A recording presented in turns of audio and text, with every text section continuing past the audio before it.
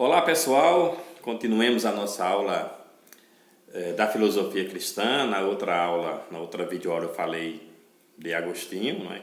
Um representante importante para a igreja cristã. O pessoal vai falar da reforma religiosa nos trabalhos. Quando os trabalhos forem apresentados, vão perceber que tem muito de Agostinho no luteranismo, né? Em Lutero, né? Naqueles padres que fizeram a reforma religiosa. Mas vamos para a segunda parte da filosofia escolástica, da filosofia cristã, e aí vem a escolástica, que ela vai do século X, XI até o século XIV. Seremos um pouco mais rápido do que na aula anterior. O fundador da escolástica foi Santo Anselmo, 1033-1109. Ele renova o projeto cristão, o projeto agostiniano, de compreender a razão a partir da revelação divina. Seu lema é a fé na busca da compreensão. Claro que para Santo Anselmo é necessário primeiro crer para depois entender. A fé ela é uma condição necessária para a compreensão racional das verdades reveladas. Portanto, não pode ter para Santo Anselmo uma oposição entre fé e razão. Portanto, o projeto de união dessas duas áreas do saber, a religião e a filosofia, é um projeto que continua e ele vai ser revigorado nesta segunda fase, digamos assim, da Idade Média. Agora, o grande expoente, acho que vocês já ouviram falar, foi São Tomás de Aquino. Ele é a maior construção teológico-filosófica da Idade Média, ao lado, claro, também de Santo Agostinho. Basicamente, a igreja vai seguir muito do seu pensamento. As ordens religiosas, a presença das ordens religiosas além-mar, os portugueses, quando aqui chegaram, os espanhóis também, aqui na América, que trazem as ordens religiosas, que trazem um modelo de ordenamento e de organização, que tem ali a igreja muito próxima na estrutura de poder, é um modelo legado aqui pelo São Tomás de Aquino. Numa filosofia que nós conhecemos como tomista. No dia que vocês se depararem com essa palavra, tomismo ou tomista, filosofia tomista, lembrem-se que é de São Tomás de Aquino. São Tomás de Aquino ele é um dominicano, significa dizer que nesse período já existiam ordens regulares. Acho que vocês sabem que a igreja tem modos de organização, muito tipos da igreja, dentro da hierarquia e do modelo de organização interna do próprio presbitério ou das próprias comunidades cristãs. Nós temos ordens, chamadas de regulares, e temos padres que são seculares. As ordens regulares, os padres vivem em comunidade. Essas ordens regulares elas foram formadas especialmente para o processo de evangelização, aquele processo ainda primeiro do cristianismo, aquilo que eu disse na primeira aula, ir por todo mundo, pregar o evangelho a toda criatura. Portanto, a igreja ela foi concedendo título às ordens, às comunidades de padres, que de certa forma foram tendo uma certa autonomia, claro, obedientes a Roma, ao Papa, mas tendo uma certa autonomia. Daí termos franciscanos, beneditinos, oratorianos, dominicanos, capuchinhos, essas ordens que nós conhecemos. O próprio bispo lá de Juazeiro, da Bahia, ele é um franciscano. O próprio Papa Francisco, ele é de uma ordem religiosa, não é franciscano, mas ele é de uma ordem religiosa e ele resolveu ter o título de Francisco em função da própria ordem franciscana, por ter como patrono o São Francisco de Assis. Portanto, o Tomás de Aquino ele era dominicano, foi muito influenciado por Alberto Magno e um estudioso de São Tomás de Aquino. Para ele, fé e razão não é um problema, não deve ter contradição entre ambas. E aí ele vai ser aristotélico, né? Se Platão influenciou bastante Agostinho, o Aristóteles influencia bastante o Tomás de Aquino. Tomás de Aquino resolve também fazer a classificação do saber. Então, a verdade natural para São Tomás de Aquino, ele é a verdade, por exemplo, da ciência, a verdade da razão. E a verdade sobrenatural, que diz respeito à fé, é a verdade da religião.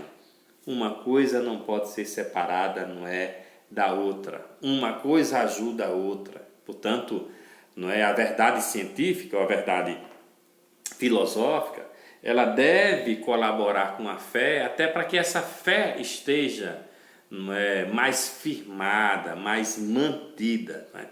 E é a partir daí que razão e fé firmam a crença, por exemplo, na imortalidade da alma, na presença de Deus onipresente, imanente, não é? Do Deus que é o Criador de todas as coisas, que é o Arqué, né? Por isso que essas duas ciências, essas duas áreas de conhecimento, a área científica e a área sobrenatural religiosa, elas devem andar juntos.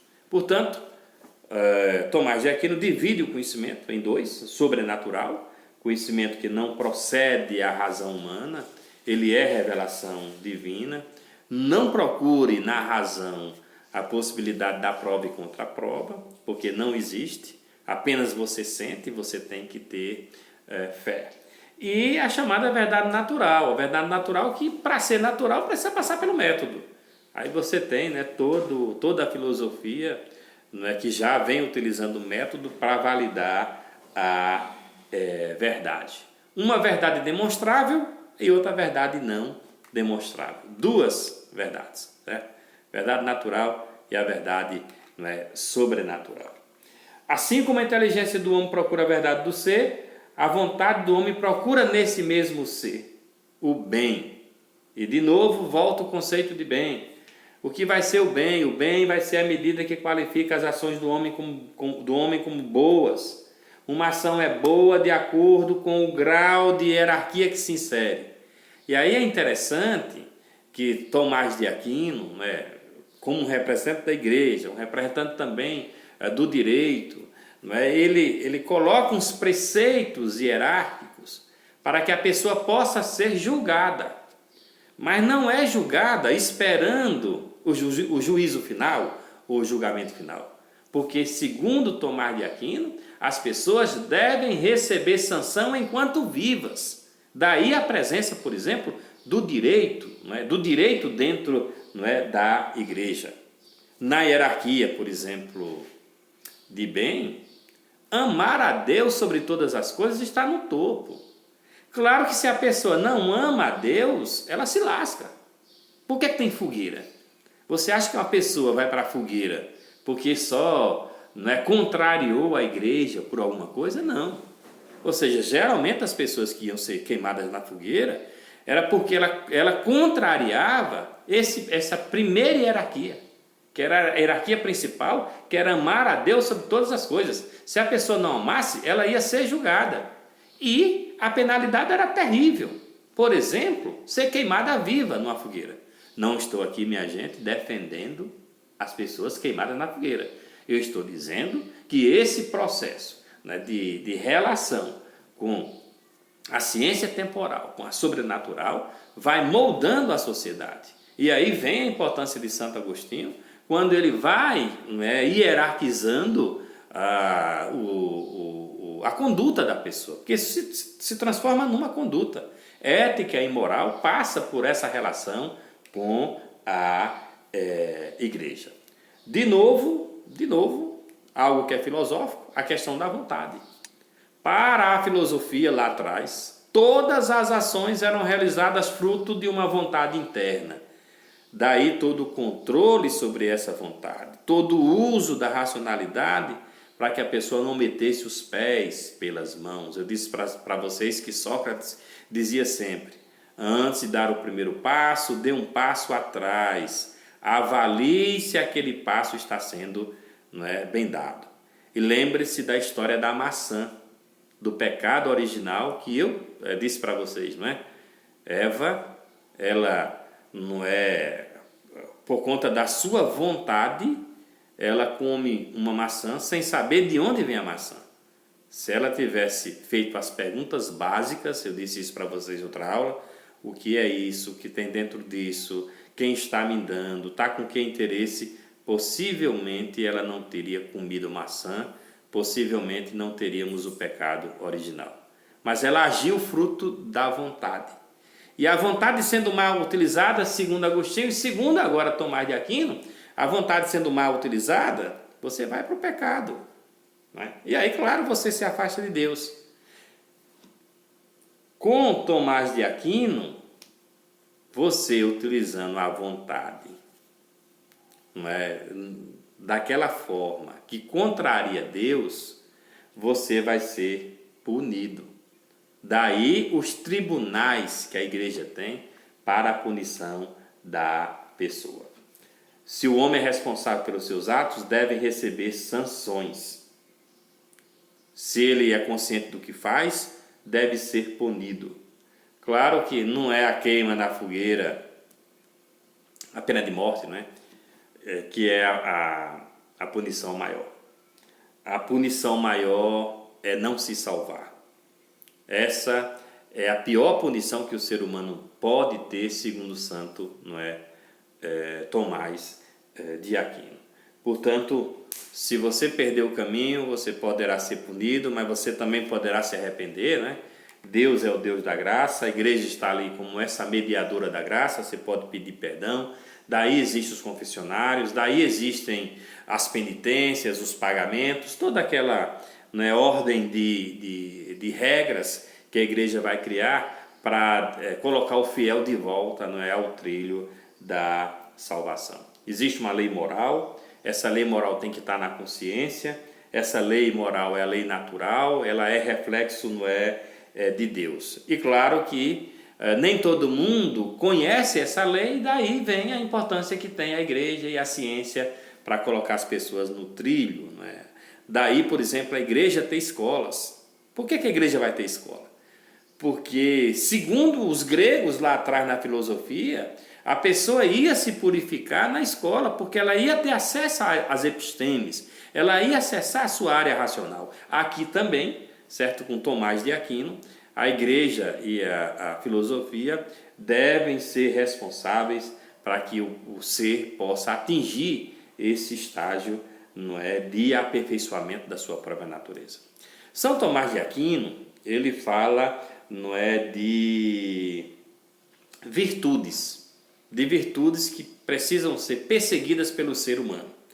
Tem 4 virtudes temporais e 3 virtudes, não é, espirituais, ou virtudes que elas se completam, aquelas 4, para que a pessoa se salve. As virtudes do mundo, né, as virtudes mundanas que o ser deve ter, são chamadas as virtudes cardeais.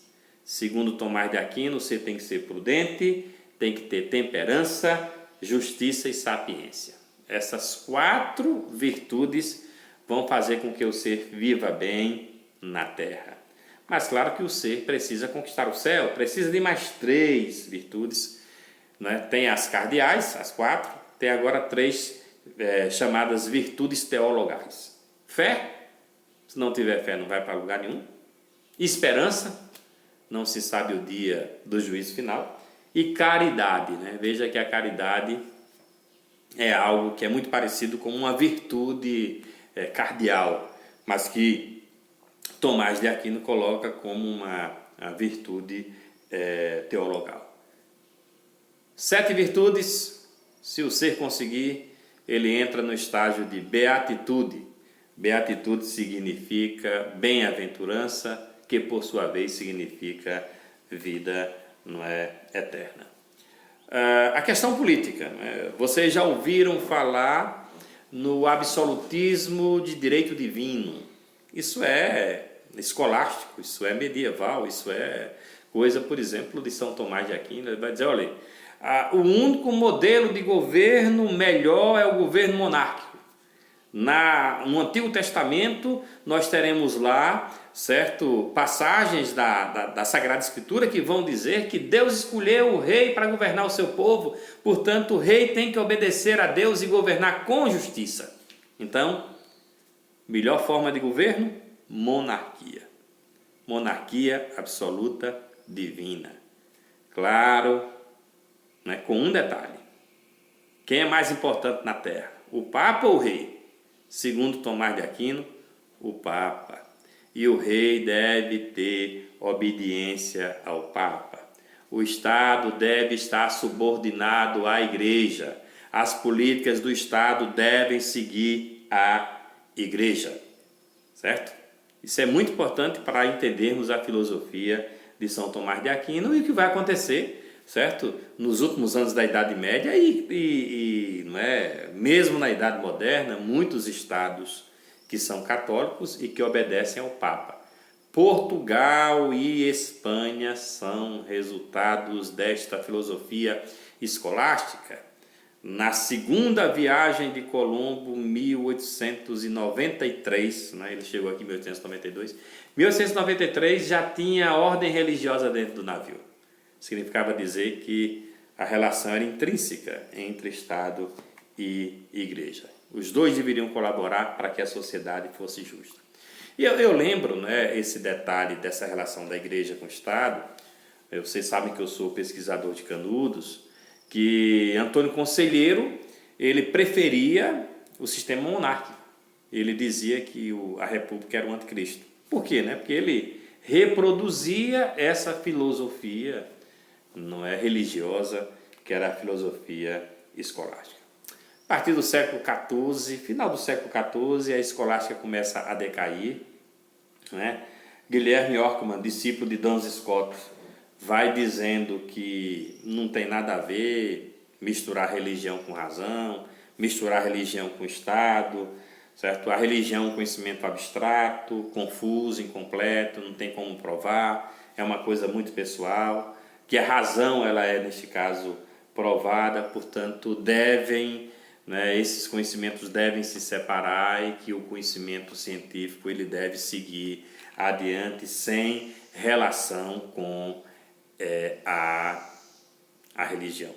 Portanto, essa é a fase escolástica, é a fase importante que deixa um legado muito forte, tanto para a história da Igreja quanto para a história da sociedade. Como eu falei, eu não iria dar aqui uma aula muito longa sobre a filosofia medieval, porque o nosso tempo ele não é um tempo tão grande no sentido de estudar toda a filosofia. E lembrar mais uma vez, o que eu falei aqui foi uma confissão dos filósofos. Não significa dizer que eu, de certa forma, acredito e reproduzo em vida o que esses filósofos dizem. Eu coloquei apenas uma exceção lá na filosofia agostiniana quanto à questão da teoria da predestinação. Nessa aí, eu volto a repetir que eu acredito em Deus, que é o Deus de todos, desde que aqueles todos aceitem a Deus e resolvam atender, digamos assim, os seus preceitos. Portanto, Deus é um Deus de braços abertos, não segundo Santo Agostinho, que é um Deus apenas de algum. É só o parênteses que eu coloco. O resto são crenças dos próprios filósofos. Vou deixar com vocês um vídeo sobre a relação da filosofia cristã com a educação aqui na plataforma. Espero que vocês tenham compreendido e como todas as turmas têm um fórum de discussão, vocês podem usar o fórum de discussão para tirar as dúvidas. Eu já vi que alguém de alguma turma já colocou uma dúvida sobre Santo Agostinho, eu vou responder lá na plataforma. Muito obrigado pela atenção.